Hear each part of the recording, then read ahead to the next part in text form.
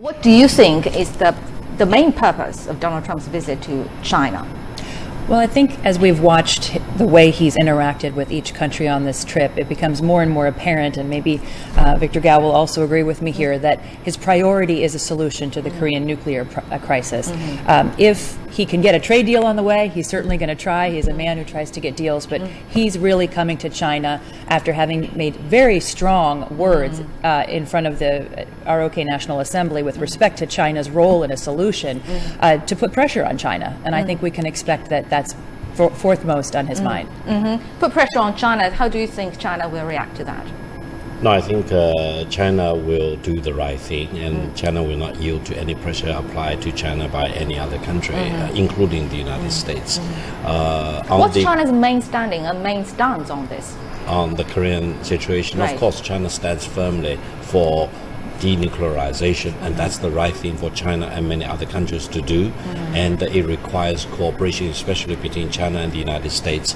And any kind of a threat to use military means to solve the problem will not work. And hopefully the Chinese president and the US president can really have time to sit down to talk about what's the better way to achieve the ultimate goal of denuclearization on the Korean Peninsula. But Professor, would you agree that part of the argument the U.S. is now making is not just that it's in the U.S. interest, but that it's in the world's interest and it's in China's interest to denuclearize the peninsula, to reach an agreement? Absolutely. So they're trying to make the argument on China's terms in some ways, and in an appealing way to Beijing, I think, because it's really, I've seen over the last 6 or 7 years of covering, and I know you've followed it for much longer than I, a change in the way the White House is even talking about the problem. In what way? Well, in the fact that it's a global problem, that it's not just It's not a problem between the U.S. and DPRK. Right, and we're even hearing China talk more about this as a global problem as opposed to something between the U.S. and DPRK, and that's not something I was hearing from Chinese diplomats a couple of years ago. Well, let's go back to the Capital International Airport, where the Air Force One has already touched down, and the Donald Trump and his wife and the delegation with him are going to step out of the plane. And they are going to be welcomed by a special ceremony held by China. And the makeup of the delegation joining Trump in Asia varies from country to country. And this time, some high-ranking officials, business chiefs, and also Trump's family members are expected to accompany Trump on his visit to China. The high-ranking officials include Commerce Secretary Wilbur Ross, and U.S. Trade Representative Robert Lighthizer, and Senior Policy Advisor Stephen Miller, National Security Advisor H.R. McMaster, of course, and Secretary of State Rex Tillerson. Business chiefs from Goldman Sachs and Boeing, agriculture and energy firms are likely to be on Trump's plane. Trump's wife, Melania Trump, and also son-in-law Jared Kushner are also on the plane.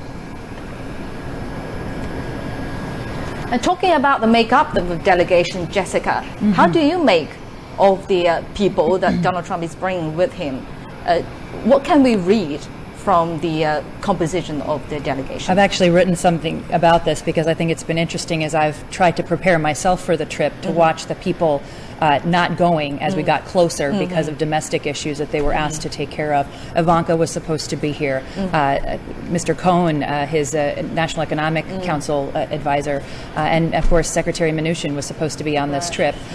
So what that tells me is that he's putting all of the trade eggs in the basket of Robert Lighthizer and Wilbur Ross, and that could be a much more transactional approach. In other words, not working on structural reforms between the two countries on the trade level, but working on commerce deals to announce, and some of those are already being leaked in the media. Well, Mr. Gao, China will continue its opening up policy according to the 19th Party Congress just concluded, and China will not only continue its opening up, it will start all dimension opening up to the world. And do you think, according to makeup of the delegation, do you think Donald Trump's intention of opening up to China will fit into China's policy to open up? Well, to the world? definitely. I think China-U.S. relations are the most important bilateral relations in the world today, and China has all the reasons to improve the relations between China and the United States, and the better relations, more constructive relations between our two countries will be very good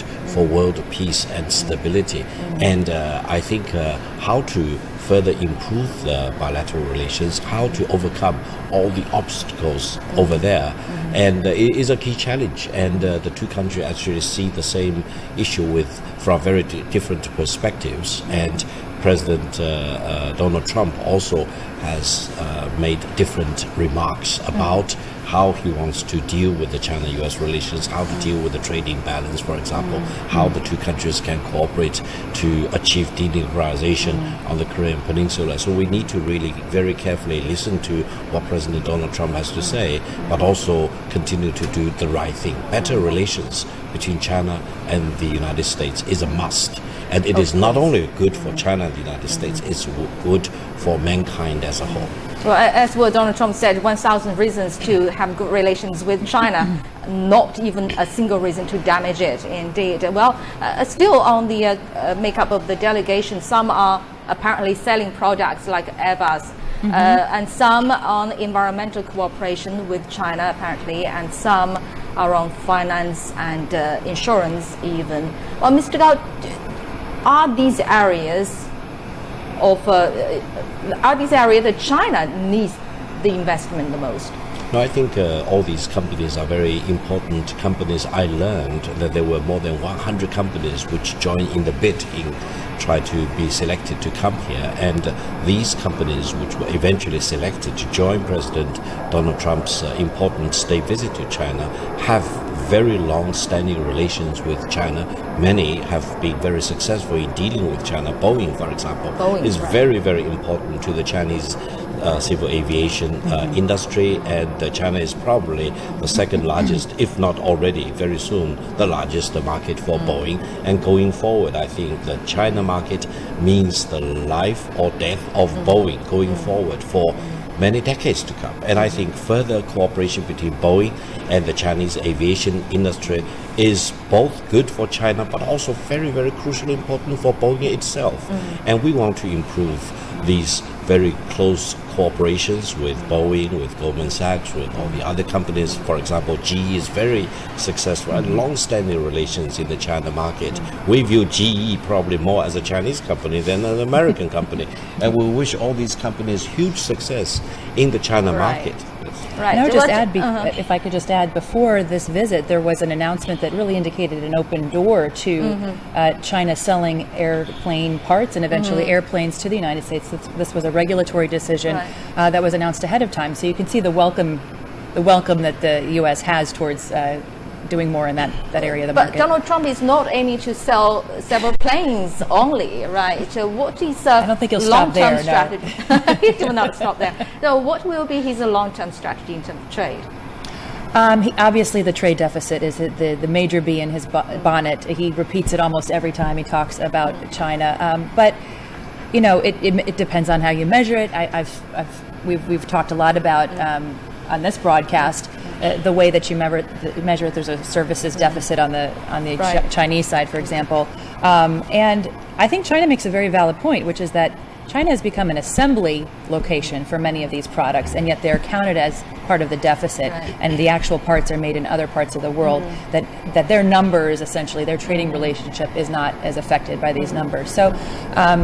You know, he's got, and there are many economists that talk about how this is not a good way to measure the trade relationship. So he's got to move beyond this number to talk about the relationship and make it more comprehensive. Well, and China, concerning China, there is not very clear China policy from the Trump administration just yet. Why is that? Why is it so difficult? I think there's a lot of voices, and I think National Security Advisor McMaster talked about the disparate voices that are still within the administration. You've got China hawks, you've got China doves, as it were. You've got people who are very used to working and living and making business deals in China, and then you've got people of real ideology. All right, well. We have to come back to the capital international airport of Beijing, where Donald Trump and his wife Melania are stepping out of the plane right now, and this is President Trump's first visit to China as the President of the United States. And the ceremony is going to be held by the Chinese side to welcome him.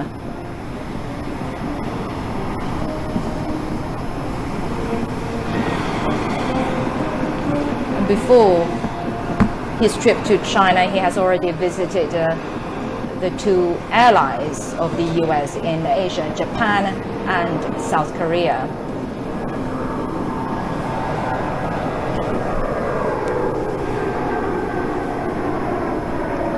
What we're seeing now from the picture is US President Donald Trump and his wife are being welcomed at the Beijing Capital International Airport. But China's relationship with the US has developed since Trump entered the White House. And since Trump's election, the leaders of the two countries have spoken on the phone 8 times, including a conversation in March in which Trump agreed to honor the One China policy. And during a visit to the US in April, Chinese President Xi Jinping said there was a wealth of reasons for the nations to have a good relationship.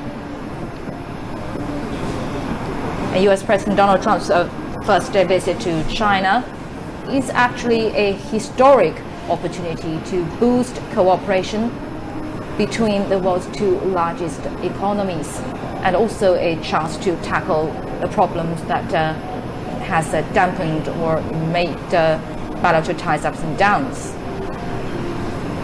It comes at a time when the two nations' relationship is solid and stable, despite, as what we said just now, unpredictable China policies and some possible conflicts on the trade and economic front. The future of the relationship is believed to be bright and stable. Bilateral ties are crucial for their development, of course. But Trump's visit to China this time are believed to be mainly focusing on security issues and energy cooperation, as well as seeking approaches to reduce friction on the trade imbalance and intellectual property rights. And Chinese President Xi Jinping and Trump will also exchange in-depth views on China-US relations, as well as major global and regional issues of common concern.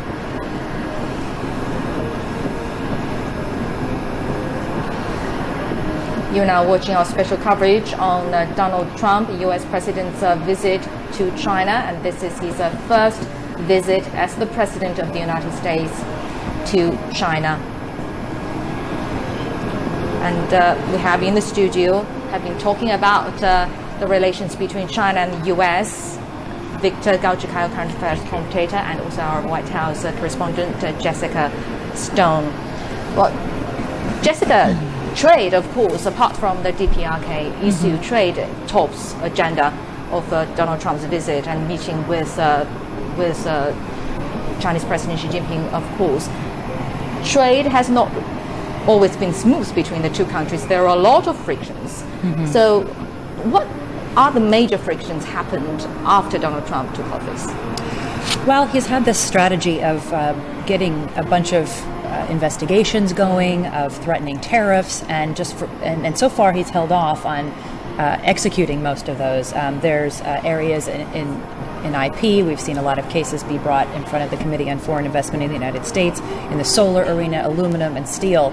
And there's some thinking and some reporting in the American press that those may be executed after this visit to provide more of the pressure we were talking about earlier with respect to the DPRK. But those are areas that have been long-standing tensions in some cases. I do think that having covered the Committee on Foreign Investment in the United States, we do see more cases being brought against